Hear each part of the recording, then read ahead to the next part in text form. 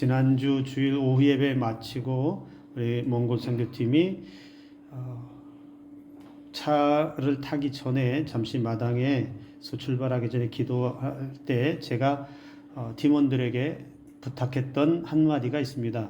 다른 날씨도 뜨거운데 다른 여러 가지 말할 필요 없고 딱 한 가지만 주문을 했는데 그 말은 끝까지 하나가 되어야 한다라는 말이었습니다. 끝까지 하나가 되어야 된다. 근데 제가 그 하나가 되어야 된다라고 하는 말을 한 데는 많은 의도를 담고 있습니다. 그 가운데 무슨 이유에서 내가 하나가 되어야 된다라고 했냐면, 여러분, 저를 포함해서 15명이 가는데, 어린 초등학생부터 어른들에게까지 이렇게 가는데, 우리 팀원들 각자 성향을 하나씩 이렇게 보면, 여러분, 열정이 없는 사람이 없습니다. 다 자기만의 열정들이 있고요. 그리고 이 단기 선교나 어떤 특수한 일들을 행하다 보면 그럴 때 없던 열정까지도 생겨날 때가 종종 있습니다.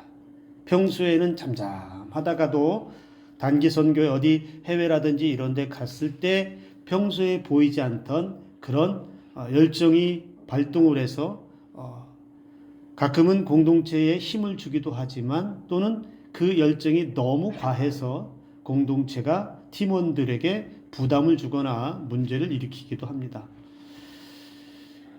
한 사람의 열정이 그렇게 해서 하나씩 모여서 15개의 열정이 여러분 폭발한다고 한번 생각해 보세요.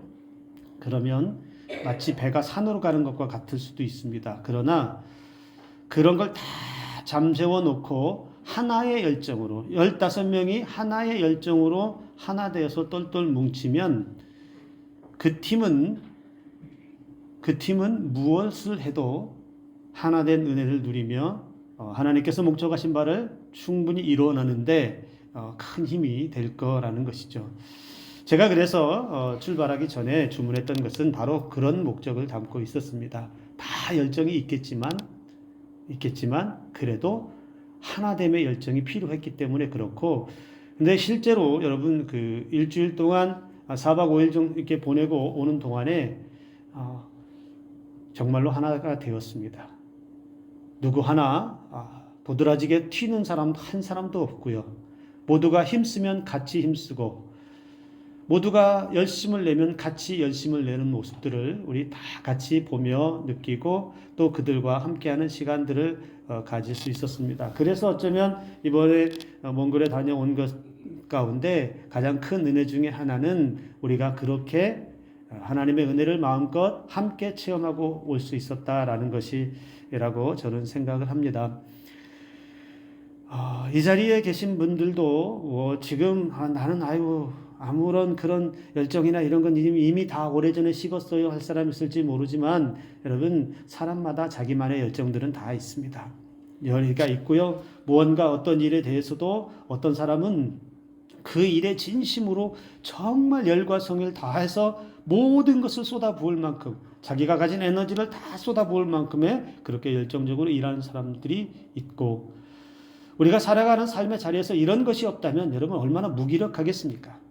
열정이라고 하는 것은 그래서 모든 사람들이 다 가지고 있어야만 하지만, 그러나 열정 하나만 가지고는 부족하다라는 것을 우리가 깨달아야 한다라는 것입니다.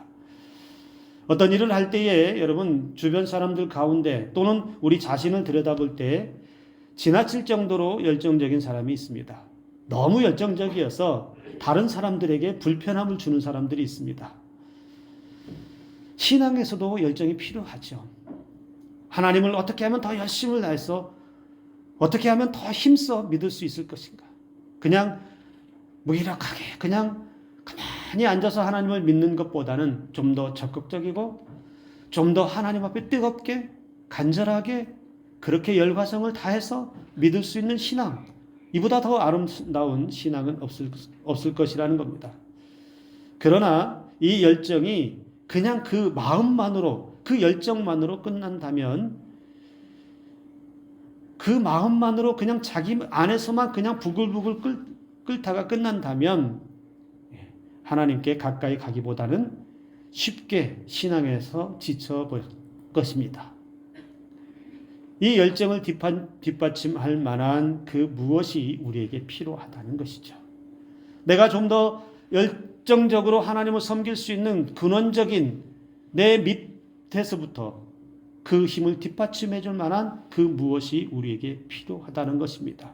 나의 열정 때문에 스스로 무너지는 것이 아니고 내 열정 때문에 다른 사람이 힘들어하는 것이 아니라 모든 사람에게도 덕이 될 수 있고 함께 할 수 있는 힘을 낼 수 있는 에너지를 발산할 수 있는 그 무언가가 우리에게 있어야 된다라는 것입니다.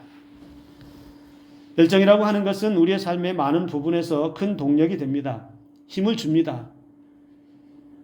잠시 주저앉은 것 같아도 나를 다시 일으켜 세울 수 있는 그런 힘도 주기도 하지요.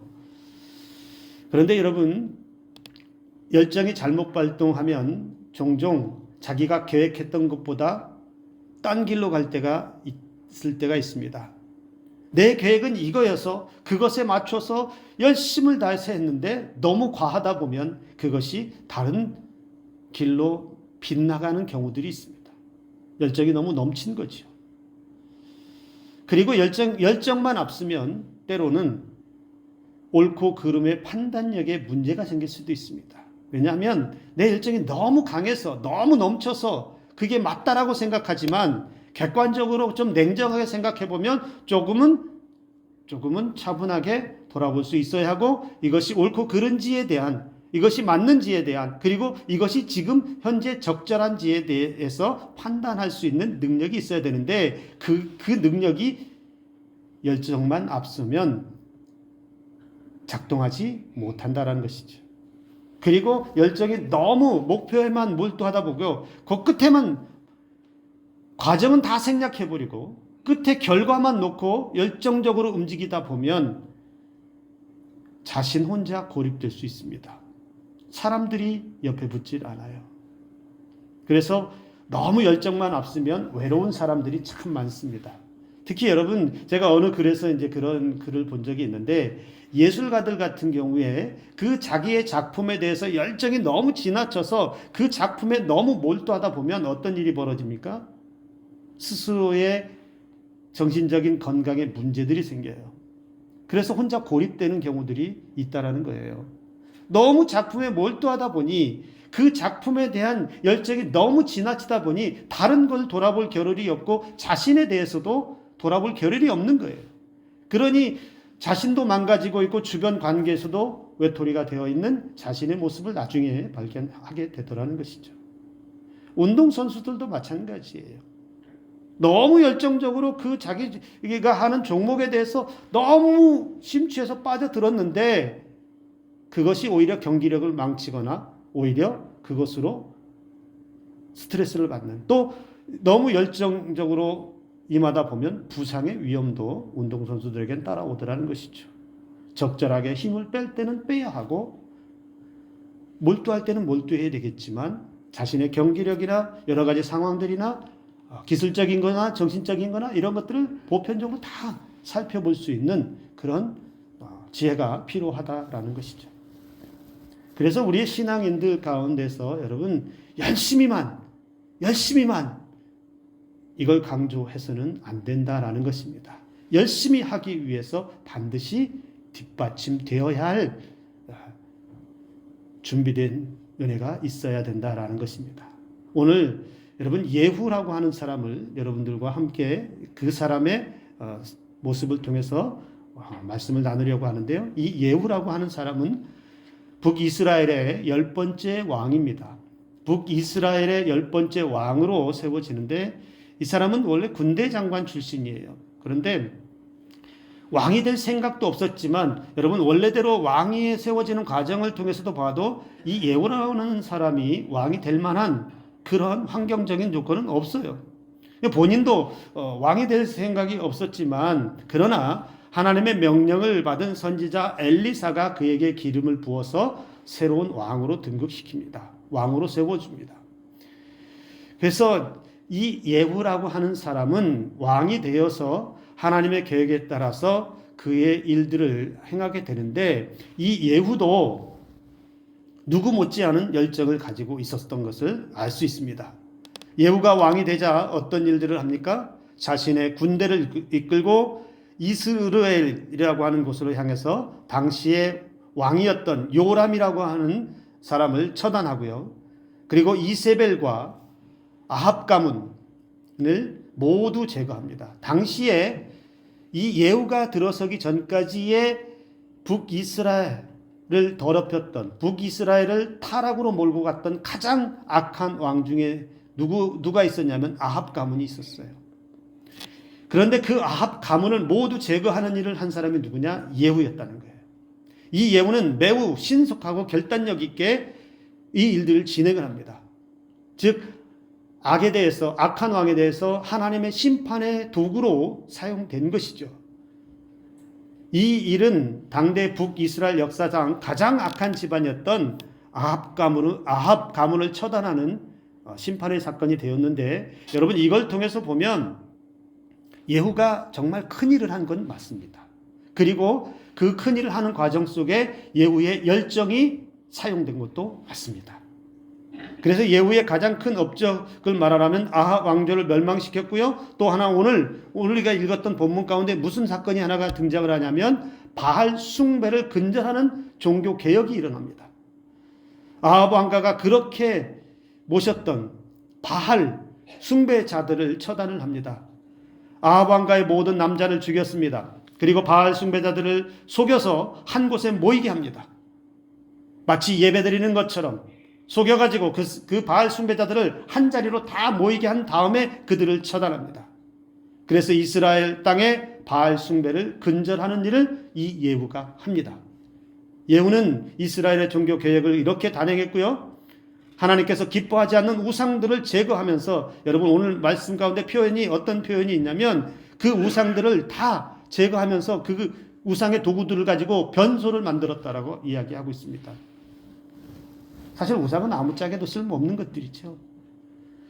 예후가 그렇게 자기가 가지고 있는 기질적인 그 열정들까지도 다 동원해서 신속하게 하나님께서 싫어하시는 우상 숭배의 모든 사람과 물품과 도구까지 처단하는 일들을 거침없이 진행을 합니다. 그래서 하나님께서 이 예후의 이 행위를 어떻게 인정을 하시냐면 이 심판한 것, 아합 가문을 심판하고 바알 숭배자들을 심판한 것을 하나님께서 인정해 주십니다. 그래서 4대에 걸쳐서 왕위를 이어가게 해 주겠다라고 하나님이 약속까지 합니다. 놀라운 일이지요. 굉장히 큰 일이지요.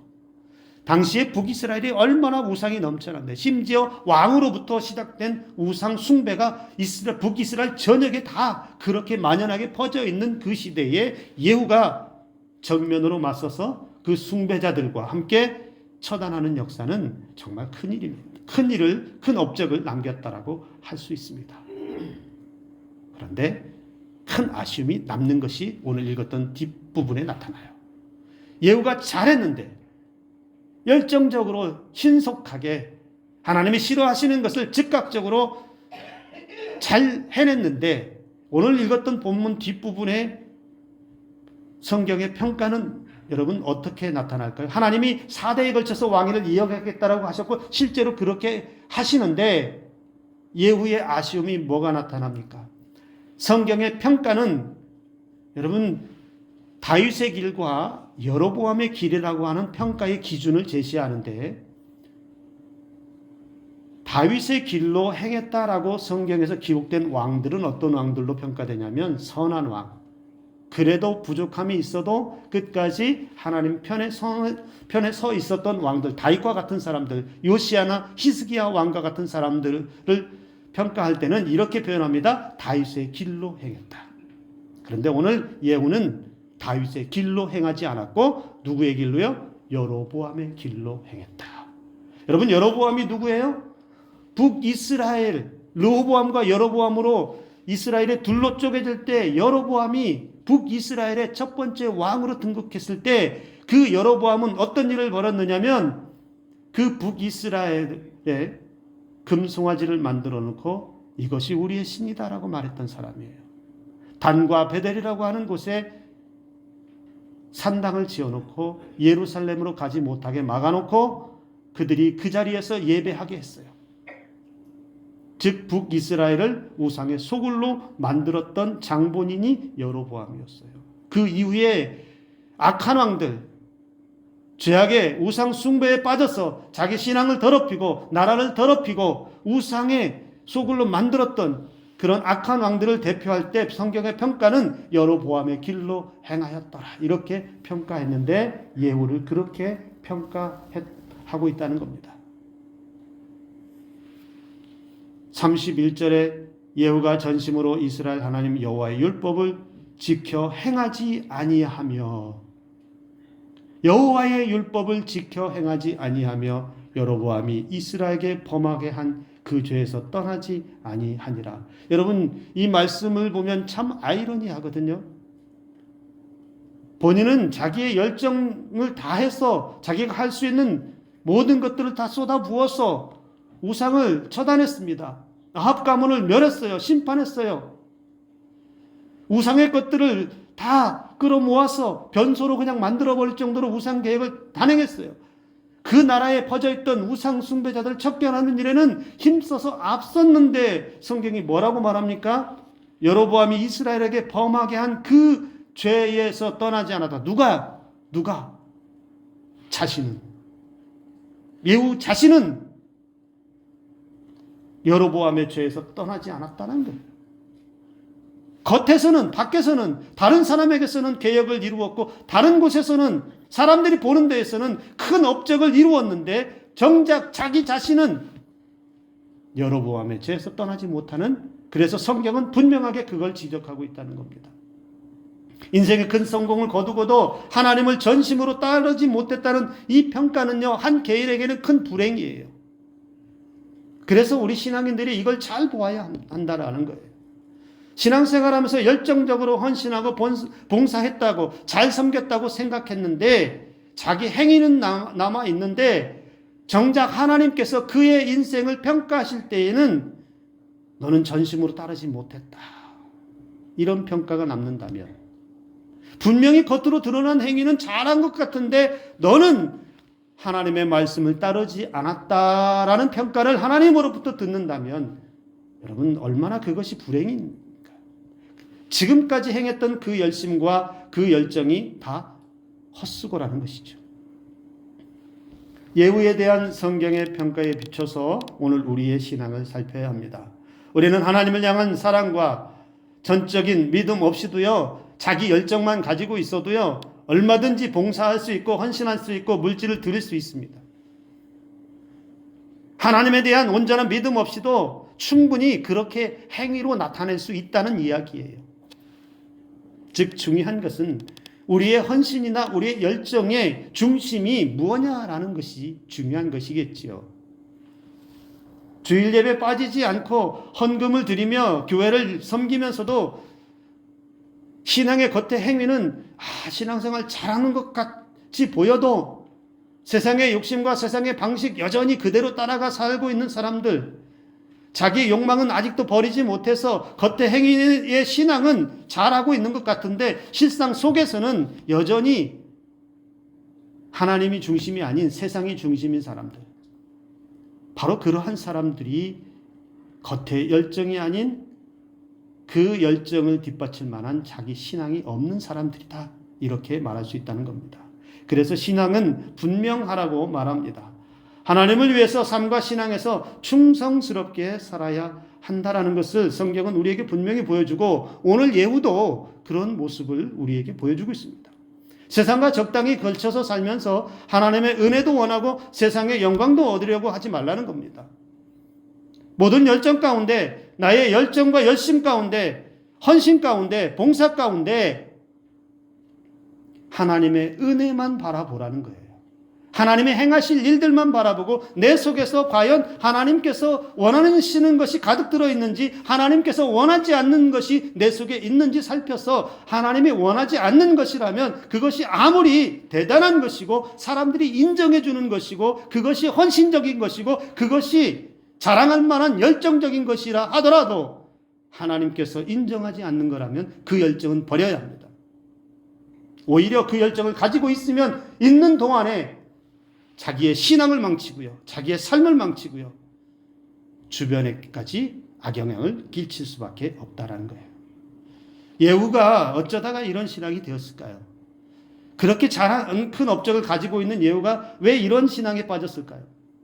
예후는 바알 숭배자들을 처단하는 상황에서 여러분 주목해서 우리가 보아야 할 게 하나가 있어요. 예후가 큰 일을 행하는데 빠진 게 하나가 있습니다. 여러분 뭘 것 같아요? 큰 일을 행하고 중요한 일을 행하는데 신속하게 하나님께서 기뻐하실 만한 일을 하는데 빠진 게 하나가 있어요. 이게 우리도 실수하는 중요한 이유가 됩니다. 그게 뭐냐면 예후는 한 번도 하나님께 묻지 않아요. 중요한 일을 하고 하나님께서 기뻐하시는 일을 하는데 한 번도 하나님께 묻지 않았다는 거예요. 그저 자신의 생각과 과격한 성격대로 그냥 일처리를 했을 뿐이라는 겁니다. 자기 감정에만 충실했다라고 할 수 있다는 거예요. 여러분 우리가 읽지는 않았어요. 10장 12절에서 14절까지의 말씀 내용에 매우 끔찍한 장면이 하나가 기록됩니다. 여러분 성경을 보시면 12절에서 14절에 보면 사마리아 북쪽에서 유다왕 아하시아 형제들을 만납니다. 사마리아 북쪽에서 유다의 왕, 남유다의 왕 아하시아 형제들을 만났을 때 유다왕 아하시아 형제들이 그 지역에 왜 북이스라엘이라고 하는 사마리아 그 지역에 있는 것을 수상하게 여겨요. 왜 있는지를 모르겠어요. 그래서 수상하게 여깁니다. 40명이 넘는 그들이 그 자리에 있는 것을 수상하게 여기고 그 40명이 넘는 아하시아 형제들을 다 죽여버립니다. 그는 아하시아 형제들이 왜 여기 있는지에 대해서 그 죽이기 전에 살생을 하기 전에 하나님께 묻지 않았어요. 잔혹한 일을 하는데 그냥 자기 감정에 충실하게 사람을 죽이는 일에 아무렇지도 않게 행했다는 거예요. 어떤 목적으로 여기에 와 있는지, 무슨 일 때문에 여기 있는지 따져 묻지도 않고 자기 업적을 세우기 위해서, 자기 위대함만을 위해서 신중함도 버리고 즉각적으로 그렇게. 그러니까 우상 숭배 척결할 때도요, 바알 숭배자들을 죽일 때도 이렇게 행했다는 거예요. 과격하고 조급한 성격은 있고 충동적인 열정과 폭력은 있는데 하나님 앞에 진중하게 물어보는 하나님의 뜻은 어디에 있는지 이 과정이 생략되어 있다는 거예요. 열정만 가득한 조급한 신앙이죠. 열정만 가득한 이 조급한 신앙이 결국엔 하나님의 뜻을 가릴 수 있다는 거예요. 여러분 컵에도 물이 적당히 채워져야 그 물을 먹고 마시고 할 수 있지요. 그런데 컵에 물이 흘러 넘치면 어떻게 되죠? 주변이 다 젖게 돼 있습니다. 신앙의 열정도 넘쳐서 될 일이 아니고 급해서 될 일이 아니고 내 감정에 충실해서 될 일이 아니라 이 열정을 하나님 어떻게 사용할까요? 하나님 이런 문제가 지금 내 앞에 있는데 나는 이렇게 하고 싶지만 하나님 뜻은 무엇인가요? 하나님께 묻는 열정이 먼저 필요하다는 거예요. 그래야 하나님이 무엇을 원하시는지 자기의 열정을 하나님의 뜻대로 사용할 수 있는 길이 열린다는 거예요.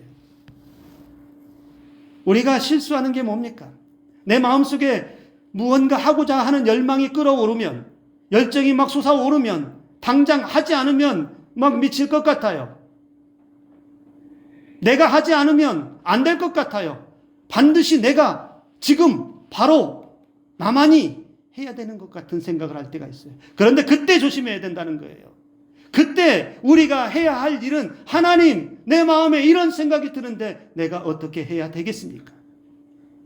진중하게 하나님 앞에 하나님의 뜻을 묻고 그 뜻이, 하나님의 뜻이 무엇인지를 대답을 듣는 그 기다림의 시간이 필요하다는 거예요. 예후에게는 이게 없었다는 거예요. 예후에게는 이런 진중함이 없었다는 겁니다. 여러분, 다윗을 우리는 기억하고 있습니다. 다윗도 대단한 왕이고 다윗도 열정이라고 말하면 누구에게도 뒤지지 않습니다. 다윗은 전장에 나가서 한 번도 진 적이 없다라고 성경이 이야기합니다. 사무엘하 8장 6절 14절에 보면 성경은 다윗에 대해서 이렇게 말해요. 다윗이 어디를 가든지 여호와께서 이기게 하셨더라 그랬어요. 당시 블레셋과의 항상 대적 관계에 있을 때에 다윗이 전쟁하면 다 이겼다는 거예요. 그런데 그는 자신의 열정대로 행하지 않았어요. 자기의 생각대로 나가서 전쟁에서 이기고 들어와서 승전으로 울린 사람이 아니라는 거예요. 사무엘 5장 19절에 보니까 이렇게 기록합니다. 여호와께 여쭈어 이르되 내가 블레셋 사람에게로 올라가리이까? 여호와께서 그들을 내 손에 넘기시겠나이까? 물어봤다는 거예요. 사무엘하 5장 23절에도 다윗이 여호와께 여쭈니 이르시되 올라가지 말고 그들 뒤에 돌아서 뽕나무 숲을 맞은편에 기습하라고 이렇게 하나님께서 자세하게 알려줘요. 그래서 그 뽕나무 숲에 기습했다가 블레셋 군대들을 이기는 장면이 나타나요. 그래서 뭐라고 말하냐면 다윗이 여호와의 명령대로 행하여 전쟁을 치르는 장수가 속전속결로 자기가 계획한 대로 그냥 가서 치고 들어가서 이기려고 하는 전쟁을 한 것이 아니라, 그래서 이겼다라고 하는 것이 아니라, 전쟁을 하기 전에 해도 되겠습니까? 내가 만약에 전쟁에 나가면 이길 수 있겠습니까? 물어보았고 하나님께서 가르쳐 주시는 방법을 듣고 기다렸다가 하나님의 사인이 나면 그때서야 움직이는 다윗의 모습을 보면서 성경은 다윗이 어디로 가든지 이기게 하셨다라고 그렇게 말씀하고 있다는 거예요. 열정이 이렇게 사용되어야 한다는 겁니다. 반대의 사람이 있어요. 나실인 삼손이 반대의 사람이에요. 사사기 13장에서 16장까지 삼손의 이야기를 길게 기록하는데, 여러분, 삼손이 누구예요? 나실인이잖아요. 선택받은 사람이에요. 엄마 뱃속에서부터 하나님의 선택받은 나실인이었어요. 하나님의 일을 해야 할 사람입니다.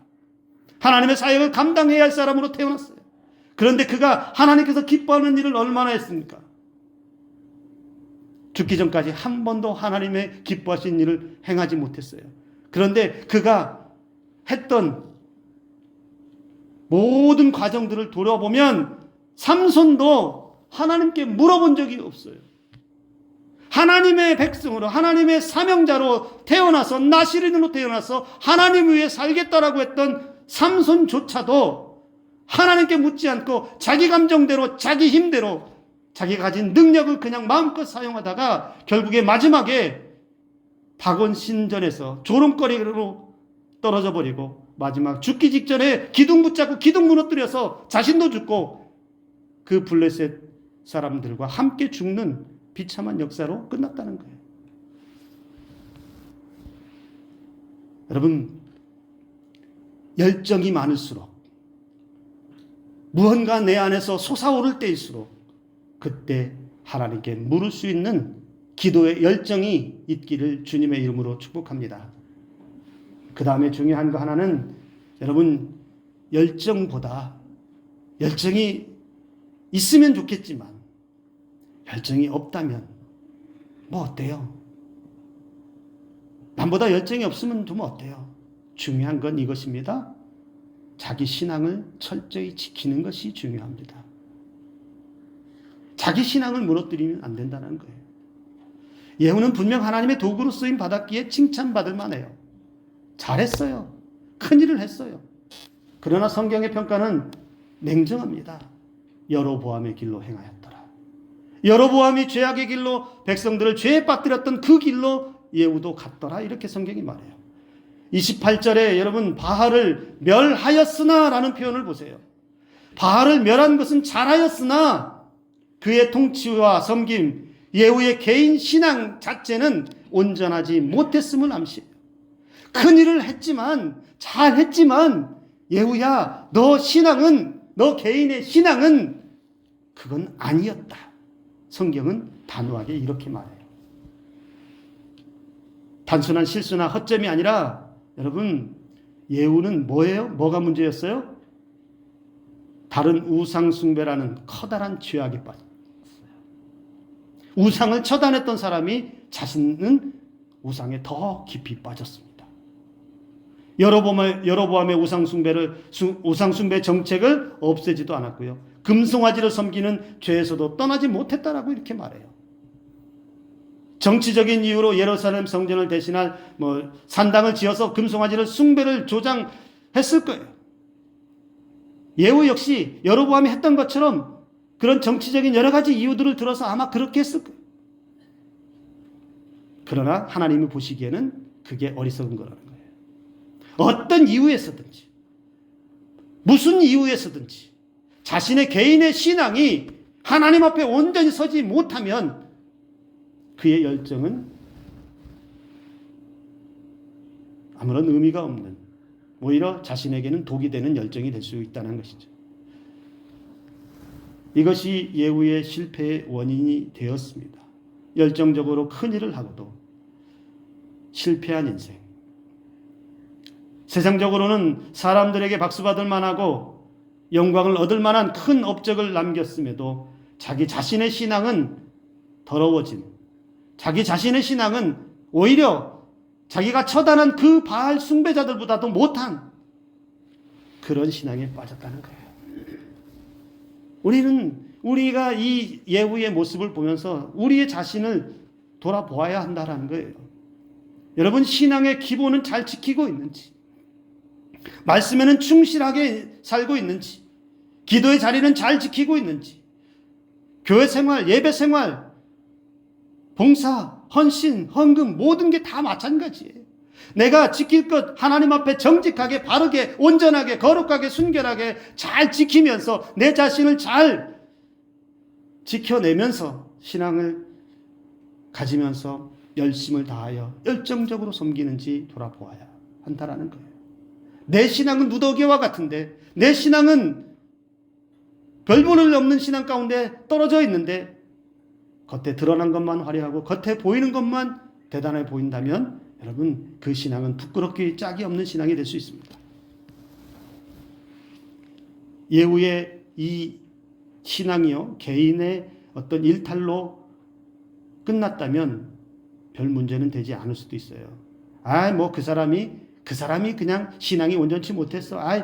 그 사람은 그냥 우상숭배하다 그렇게 망했어 라고 끝난다면 별 문제가 되지 않습니다. 근데 예후가 누구라고요? 북이스라엘 10번째 왕이에요. 왕이 우상숭배에 빠지면, 왕이 잘못된 신앙에 빠져 있으면 무슨 영향력을 끼칠까요? 그 왕의 통치는, 그 잘못된 신앙에 빠진 왕의 통치는 백성들에게 고스란히 간다라는 사실입니다.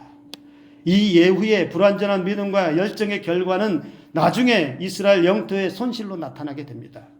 아람과 아수르는 계속해서 이스라엘 영토를 침범해오고 있고요. 아수르의 살마네셀 3세가 침공했을 때 예후가 항복하고 조공을 바치는 일까지 벌어집니다. 그래서 예후의 계획은 성공하지 못하고 오히려 이스라엘이 패망하게 되는 원인 제공을 하게 된다라는 거예요. 열정이 없어서 그런 게 아니에요. 열심을 다해서 안 했기 때문이 아니에요. 열정만으로는 부족했어요. 하나님께 묻지 않고 자기 감정 앞세워서 자기 성격과 기질대로, 그리고 자기 신앙을 돌아보지 않고 자기 신앙은 온전하지도 못하면서, 바로 그것이 이스라엘 전역에 아픔을 주고 실패하게 만드는 원인을 제공했다라는 것입니다. 여러분, 오늘 우리의 신앙을 돌아볼 때에 우리는 다시 한번 생각할 수 있어야 합니다. 열정 좋은 것입니다. 그러나 열정 하나만으로는 부족합니다. 나는 내 열정을 어떻게 사용하고 있는지, 하나님이 기뻐하시는 열정으로 사용하고 있는지, 내 열정을 기도의 열정부터 시작하고 있는지, 그리고 철저하게 내 개인 한 사람의 신앙을 살피면서 바로 세워가면서 하나님 앞에 나아가고 있고, 교회 공동체와 세상 가운데서 열심을 다해 살아가고 있는지 우리는 매일 매 순간 돌아보면서 열정만이 아닌 나의 신앙을 바로 세워가요. 그래서 하나님께서 우리의 모든 삶에서 은혜 베푸시고 잘하였다 칭찬 듣는 저와 여러분들의 삶과 신앙이 될 수 있기를 주님의 이름으로 축복합니다. 기도합니다.